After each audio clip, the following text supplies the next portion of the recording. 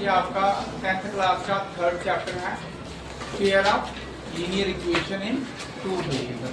Pair का मतलब होता है दो, पेयर का मतलब होगा two of linear equation. Linear equation में वेरिएबल की जो पावर होगी that is 1 and in two variable. तो दो इक्वेशनें होंगी और दो हमने जो है वेरिएबल की वैल्यू फाइंड करनी है। सपोज स्टैंडर्ड फॉर्म आ गया a1x plus b1y is equal to, suppose हम लेते हैं 0 c1 plus c1 is equal to 0 a2x plus b2y plus c2 is equal to, these are the variable की power 1 है, यहाँ पे x की पावर भी 1 है, y की पावर भी 1 है, यहाँ पे x की 1 है और y की 1 है। x की और y की 1 का पावर का मतलब क्या है, ये लीनियर इक्वेशन है। और दैट अदर थिंग इज कि जो वेरिएबल की हाईएस्ट पावर है that is 1, that is why they are called linear equation. And just there are two pairs, एक ये है और एक ये है, दो इक्वेशनें हैं। तो जब भी हम कभी भी कोई फाइंड करना चाहें, जैसे हमारे पास x plus y is equal to 10 है, तो x की वैल्यू क्या होगी बताओ। इसमें अगर आप देखा जाए तो x और y, अगर x 1 होगा y 9 होगा, अगर x 2 होगा y कितना होगा 8, अगर x 3 होगा y कितना होगा 4, x 5 होगा y भी कितना होगा 5, x 6 होगा y भी कितना होगा 6 होगा। ये जो वैल्यूज हैं x और y की, जो x और y की जो वैल्यूज हैं, ठीक है, ये हमने इस इक्वेशन में हम फाइंड करने की कोशिश करते हैं। अगर इक्वेशन ऐसा आ जाए 2x plus 2y is equal to 25, यहाँ पे अगर आप देखोगे तो ये दो इक्वेशनें हैं। अब हम x की वैल्यू भी फाइंड कर सकते हैं और y की वैल्यू भी फाइंड कर सकते हैं, क्योंकि कितनी इक्वेशन है, दो वेरिएबल फाइंड करने हैं और कितनी इक्वेशन है, दो ही इक्वेशन। जितने हमें वेरिएबल फाइंड करने हैं उतनी ही इक्वेशनें होनी चाहिए। यहाँ पे कितनी इक्वेशन है, there are just two equation.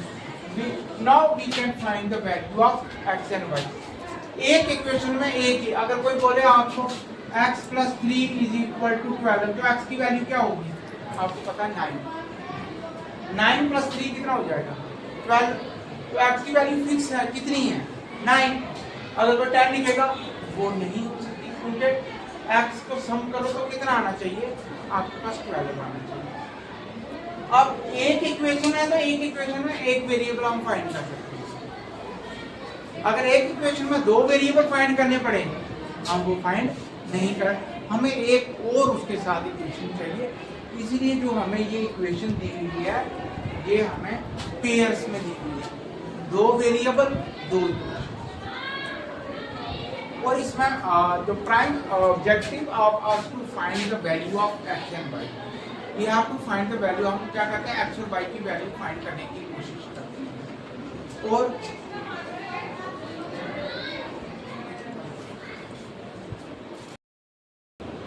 अच्छा, अब टू इक्वेशन होंगी तो टू वेरिएबल हम फाइंड कर सकते हैं। और फाइंड करने के मेथड जो हैं हमारे पास 4 मेथड हैं।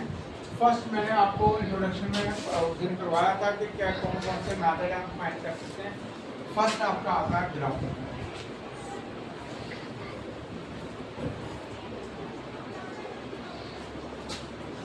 दूसरा जो आता है सेकंड, पहला ग्राफिकल आ गया, क्लियर है। दूसरा जो आ गया हमारे पास सब्स्टिट्यूशन मेथड,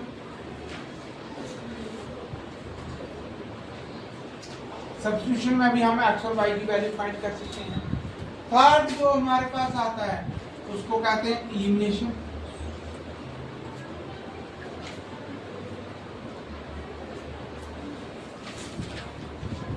फोर्थ जो आता है CM, क्रॉस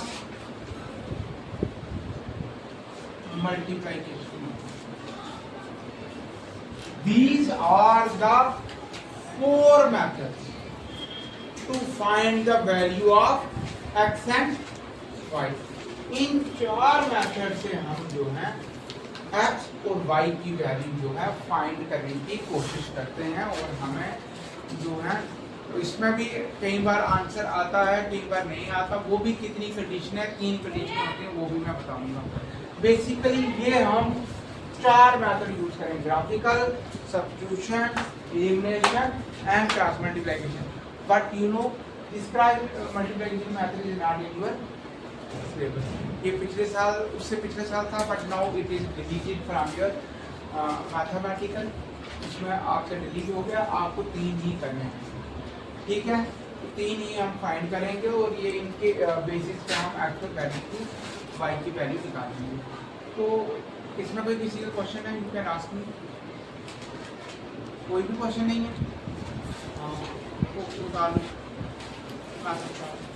पता है हमने किया था सम ऑफ जीरो और प्रोडक्ट ऑफ जीरो क्या होता है, sum of zero minus B by A और product of zero C by A. Coefficient और वेरिएबल के बीच में रिलेशनशिप होता है, इसमें भी एक रिलेशनशिप है। इसमें हम हमारे पास रिलेशनशिप क्या है हमें पता चल जाएगा।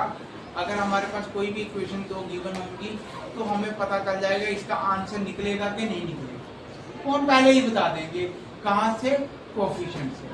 जैसे मैं एग्जांपल देता हूँ, यहाँ पे a1, a2, b1, b2, c1, c2 है।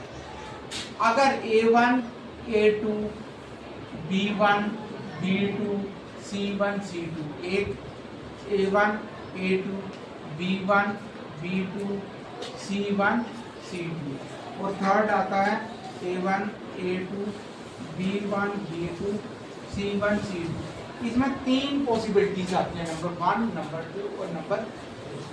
अगर a1, a2, b1, b2, c1 कोई भी इक्वल नहीं है तो हमें यूनिक सॉल्यूशन मिलेगा। जो आंसर होगा यूनिक सॉल्यूशन होगा। It means that we can, एक ही आंसर होगा x और y। जो x की वैल्यू आएगी y की भी वैल्यू आ जाएगी, उसमें एक ही आंसर। अगर तीनों इक्वल होंगे, a1 by a2, b1 by b2, c1 by c2, तो इसमें हमें बहुत सारे सॉल्यूशन मिलेंगे, infinite many solution.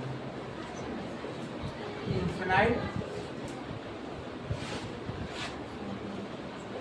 Many solution का मतलब है x की अगर 2 है, y की 10 आ रही है, x की 3, y की 11, ऐसे होगा, बहुत सारे सॉल्यूशन आएंगे, एक ही आंसर नहीं है। अगर पहले 2, थर्ड केस आता है, अगर पहले 2 इक्वल है और तीसरा इक्वल नहीं है, तो वो जो होंगी वो लाइनें पैरेलल होंगी। पैरेलल का मतलब उसका कोई भी आंसर नहीं आएगा, answer you will have no solution, you will have no solution, आपको कोई भी सॉल्यूशन नहीं मिलेगा। ठीक है, क्लियर है? ओके,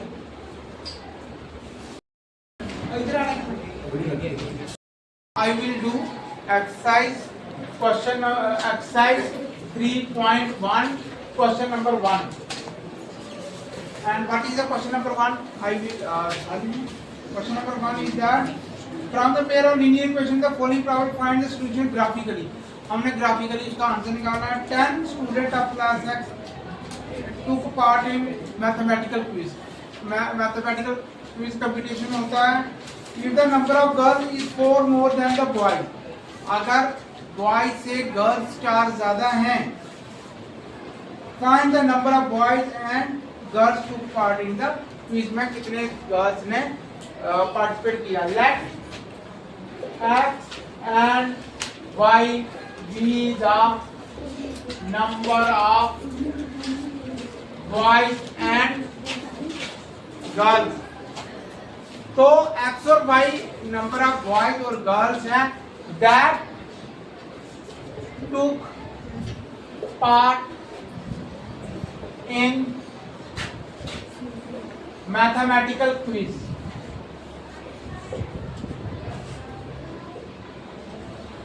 क्विज कंपटीशन था, उसमें number of boys is x, number of girl y।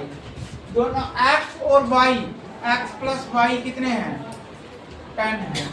This is your equation number 1। जो बॉयज हैं और वो गर्ल्स हैं वो कितने हैं? 10 है। And second condition is that if the number of girls is 4 more than boys, y is equal to x plus number 2। ये दो इक्वेशन है आपको, ठीक है। अब अगर आप इसको देखोगे यहाँ पर कि गर्ल्स जो हैं y गर्ल्स हैं वो कितनी ज्यादा हैं? 4 ज्यादा हैं। कितने? किससे? y से। और दोनों का टोटल कितना है? 10। ठीक है, दिस इज ये इक्वेशन नंबर 1 होगी और ये इक्वेशन नंबर 2। अब इसमें हमने x और y की वैल्यू फाइंड करनी है कि बॉयज कितने थे, गर्ल्स कितने थे। टोटल 10 थे नंबर 1, और सेकंड है जो गर्ल्स थी वो 4 ज्यादा हैं बॉयज से। These are the two equation and what we have to find the number of boys and girls। ultimately x और y की वैल्यू हमें फाइंड करनी है। और कौन सा मेथड करना है? Graphical method. पहला मेथड जो है, पहला ग्राफिकल मेथड था, वो हमने करके x और वैल्यू y की वैल्यू फाइंड करनी है। Okay, any question? अभी तो शुरुआत है। अब हम क्या करेंगे, किसी भी आप जब करते हो किसी भी इक्वेशन को, लीनियर को हम एक ग्राफ में लिख सकते हैं और उसकी जो लाइन होगी वो हमेशा क्या आती है? स्ट्रेट आती है। वो अभी हम चेक कर लेते हैं। पहली इक्वेशन क्या है? देखो इसके नीचे लिखना आपने x plus y is equal to 10, x is equal to 10 minus, और हम यहाँ पे एक आप y की वैल्यू पुट करेंगे हम, और हमें किसकी x की वैल्यू मिल जाएगी। अगर y 0 होगा x की वैल्यू क्या हो जाएगी? 10। अगर x की वैल्यू 5 है, y की वैल्यू 5 है, 10 में से 5 किए तो x की वैल्यू कितनी है? अगर ओके, समझ आए? ये हमारे पास एक इक्वेशन आ गई। अब इसको हमने एक ग्राफ में हम लिखेंगे। वैसे ग्राफ की काफी आपको यूज होगी यहाँ पर, ठीक है। ये जो ऊपर होती है इसको क्या कहते हैं हम? y axis. और ये वो जो लाइन होती है इसको क्या कहते हैं? एंड ये 1, ये 2, ये 3, ये 4, 5, 6, 7, 8, 9 और 10। ये 1, 2, 3, 4, 5, 6, 7, 8, 9 और यहाँ पे x का क्या आएगा? -1, -2, -3, -4, -5, -6, -7, ये y का -1, -2, -3, -4, -5, -6, -7, -8, -9 और ये आपका कोऑर्डिनेट सिस्टम आ गया। ग्राफ की कॉपी आती है, वो छोटी छोटी लाइनें बनी होती है। Same pattern. अब यहाँ पे हम क्या करेंगे?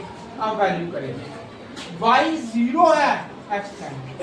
y मीन ऊपर नीचे 0 है और x की वैल्यू क्या है? x की वैल्यू 0 है, y की वैल्यू इतना। दूसरा पॉइंट क्या है? y की 5 और x की भी 5। y की x की 5, 1 2 3 4 और y की भी 5। x की भी 5 और y की भी। थर्ड पॉइंट, कोऑर्डिनेट सिस्टम आपने that is you have done in your 9th class 4th chapter. Okay, 4th okay. Then we have y10 x 0, y10 x आपका x है 10 और y कितना है? सॉरी x 0 है, x 0 है और y कितना है? सर यहाँ पे आप क्या? सर यहाँ पे x की वैल्यू 10 है। x की पहले लिखते हैं हम 10 और 0 आ जाएगा, वो 0 10 है। ओके, दिस इज द आपको एक लाइन बन जाएगी यहाँ। स्ट्रेट लाइन बनेगी। अगर ये स्ट्रेट लाइन नहीं बन रही है, इट मींस आपने क्वेश्चन को गलत किया हुआ। It means something somewhere you have not write equation correctly. If you don't write the equation correctly, then the line may be वो straight नहीं होगी। कोई भी इक्वेशन पे जब हम लाइन ड्रा करते हैं, that line will be a straight line। और हमें यूजुअली 2 पॉइंट चाहिए होते हैं एक लाइन को डिफाइन करने के लिए। 2 पॉइंट देखो, एक लाइन में से how many line can pass? 1 point, infinite many lines. और जब कोई 2 पॉइंट होते हैं उसमें एक ही लाइन क्रॉस कर सकती है, 2 लाइनें क्रॉस। यूजुअली हम क्या करते हैं, 3 पॉइंट देते हैं, 3 वैल्यू देते हैं ताकि लाइन स्ट्रेट दिखी जाए। ठीक है, यूजुअली अगर 2 पॉइंट की भी लिखी हो आपने तब भी वो चल जाएगी, नो प्रॉब्लम बेटा, line will be straight. Okay, पहला हो गया। दूसरा सुनो, अब दूसरे का बॉक्स में यूज करना।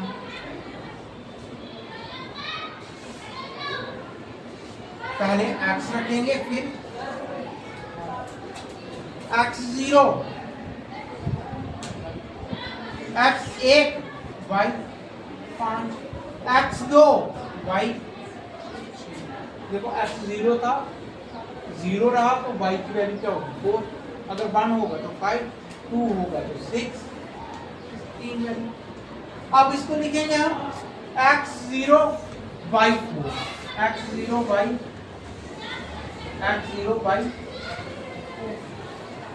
Second we have x1, अभी नहीं लिखो बच्चे, यहाँ पे देखो। दूसरे में देखो x1 y5, x1 y5 आपका लगभग ये आ रहा है, x1 y5। तीसरा x2 y6, यहाँ पे आ गया x2 y6। और ये लाइन स्ट्रेट जो है वो आती हुई ये लाइन। पहली कौन सी इक्वेशन थी? पहली x प्लस वाई 10, इसके ऊपर लिख देना x plus y equal to. And second आप देखोगे x की और y की रिलेशनशिप क्या है? y is equal to x plus. अब ये 2 इक्वेशनें आ चुकी हैं और दोनों के दोनों कहां कट रही है? यहाँ पे अगर आप देखो x की वैल्यू कितनी है? 3, y की वैल्यू कितनी है? 7। इसका मतलब है जो बॉयज हैं वो 3 है और गर्ल्स क्या है? 7 है। बॉयज 3 है, x की वैल्यू हमें जो आंसर मिला, x की वैल्यू नीचे लिखेंगे x is equal to 3, y is equal to 7। इसका मतलब बॉयज कितने हैं? 3 है और गर्ल्स कितनी है? 7। क्यों? क्योंकि गर्ल्स कितनी ज्यादा है? 4 ज्यादा है। और दोनों का सम कितना है? 10। दोनों का x प्लस वाई का सम कितना है? 10 है। तो 10 बच्चे थे, 3 बॉयज आ गए और 7 गर्ल्स आ गई। यहाँ पे देखो बच्चे, तो इस तरह सबसे पहले 2 इक्वेशनें लिखनी है, उसके बाद आपको आंसर पता चल गया। तो कैसे फाइंड किया हमने? ग्राफ से लाइनें ड्रा की, यहाँ लाइन कट रही थी, उस पॉइंट पे x की वैल्यू क्या है, y की value, that point will give you the answer of your question. Okay, any question you want to ask?